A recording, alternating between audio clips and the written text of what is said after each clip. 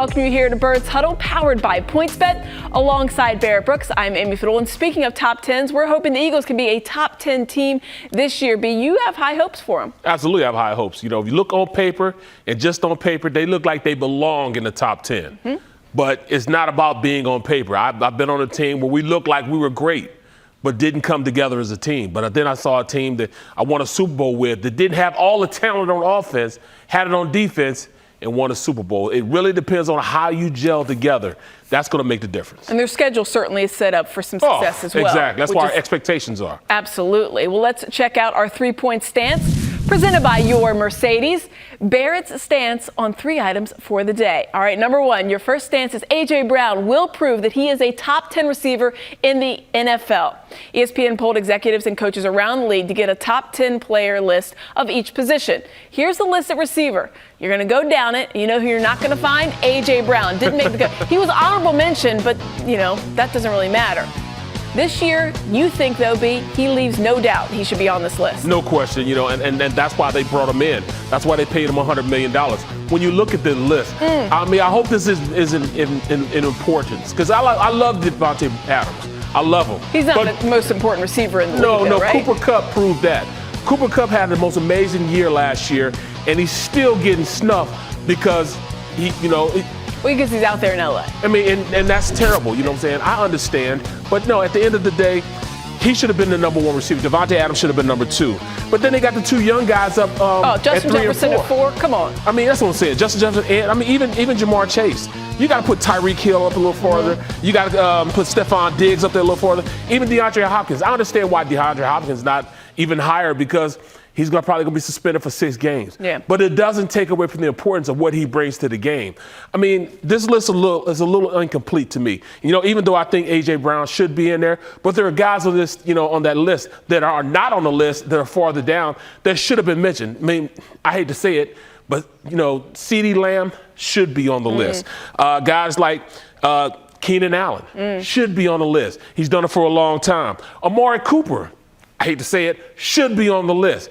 All these guys went out there and proven themselves over time. Even my guy, Tyler Lockett, K-State guy, should be on the list. So, there's some guys in there that are young, only had 1 year of experience to get on this list, that shouldn't be on right now. I like Barrett's top 10 list because it's actually the top 25. He just added an extra 15 guys. I'm not mad about Justin Jefferson at 4. I'm just mad that Justin Jefferson's on there and not in an Eagles uniform. That's what it is. I'm still bitter. But can you, guess the only Eagles player voted in the top 10 of any of the positions in these polls that they had out? You probably know I know. I know you know, because it's an offensive lineman. There you go. I'm always, when you say Justin Kelsey, he's one of the best guys playing the game right now at his position. He's a top 2 guy at the center position. Oh, they said he was the 8th best interior lineman. You okay with that? No, I'm not okay with that. I know you're not. You can't be okay with that. He brings more to the table than an 8th place type of guy. No, he should be right up there, number 1, number 2. The thing is, if we asked Barrett for his top 10 interior linemen, it would be 60 people long. Right, because there's 60 people that belong on that list. There you go. Top 10 plus Lane, 50. Jordan. These guys can play. Tristan Wirth, all those type of guys. Listen, if you're going to talk O-line, Barrett's going to be here a while, so I'm going to have to go ahead and move on to our second stance. The battle for the 5th receiver spot will be one to watch, you think. We sort of know the top 4 guys, right? You got A.J. Brown, Devontae Smith, Quez Watkins, Zach Pascal. 5th spot could be up for grabs. It is up for grabs. When I look at that list, there's a lot of guys on this list that shouldn't be on the list, that are on this list, who won't make it on this list, but they'll be there anyways. Being honest, the first 4, they're already locked in. You got Quez Watkins, he's going to take the top on. Zach Pascal, he's the dog mentality type of guy. He's going to come in the slot and be that dude. And we know AJ and Smitty are going to be there. But then you got, as you go down further down the list, you got a guy like Britton Covey. Now, he may not be a receiver because he's so small, but he's a return guy. Who do we have returning? Which is going to put you in, put you in the mindset of who they're going to put at that. I think it's going to be Jalen Reagor, which will give him a spot. Why did you look at me like that? If you guys could only see how she just looked at me. It was just a real quick snap over, that's all. But Jalen Reagor, at this point, they're still thinking and hoping and wishing that he could take his place as far as being not a number 1 draft pick, but just being a receiver that's functional enough to be on the roster. And that's what they're looking for from him, to be a functional receiver, a return man. Because without him, they got to bring in somebody, at least somebody on the roster that's going to take up that spot on special teams. You got, guys like Devin Allen. Devin Allen, just fast. He's fast. He hasn't played football since 2016. The chances of him making the team, they're going to be very, very hard. But they could put him on the practice squad. They could put, a lot of guys on the practice squad, like Britton Covey on the practice squad. But John Hightower has a lot to do to make sure that he can make this team. Yes, he has perfect size, 6'2", 190, 200 pounds. He can run. He's a 4'4" guy. But he hasn't done anything since his rookie year. After that, Greg Ward, I love him to death. He's come in. All he does is catch first downs and touchdowns last year. But will he have a spot on this roster? It's going to be hard. He's going to have to work. Because there's young guys on this list that are pretty good. But, they're only going to carry like 6, maybe 5 or 6 receivers. Yeah.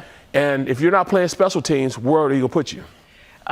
Going back to, we saw Justin Jefferson on 4. So Jalen Reagor, that's still, you're just saying he has to be functional. A functional receiver, which means you have to catch the ball.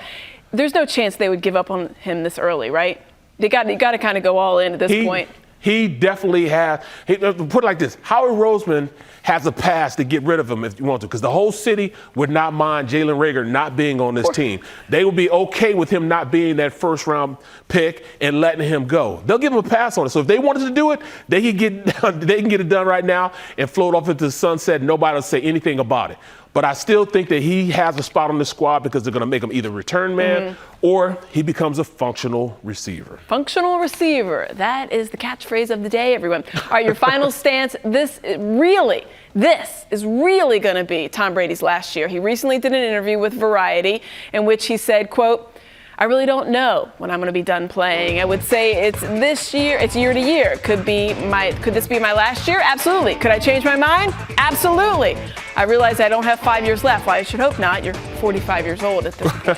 So is this it, though, for old man Brady? I don't know, because all I know is he's only 5 years younger than me, and I've been retired for almost 20 years now. No, seriously, 15. I've been retired for 15 years, and he's 5 years younger than I am. I was on the football field with Tom Brady. In fact, I beat him the last time we played against each other.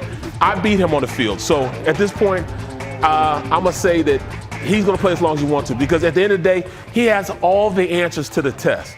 He understands how to break down defense. And oh, by the way, the last time he was on the field, he probably should have beat the Rams, who eventually won the Super Bowl. So I could think he's looking at it like, I could have won that game. I could have been another Super Bowl champ. I just won a ring the year before. I could have won it last year. Let me just go ahead and try this one more time. So, it's a possibility that he may want to come back. He's already rich as everything. But look, if he does want to retire, he can. And he'll make more in 10 years than he made his entire NFL career, which may span 35, 40 years. A $370 million contract as soon as he stops and picks a mic up. Over 10 years, $370 million.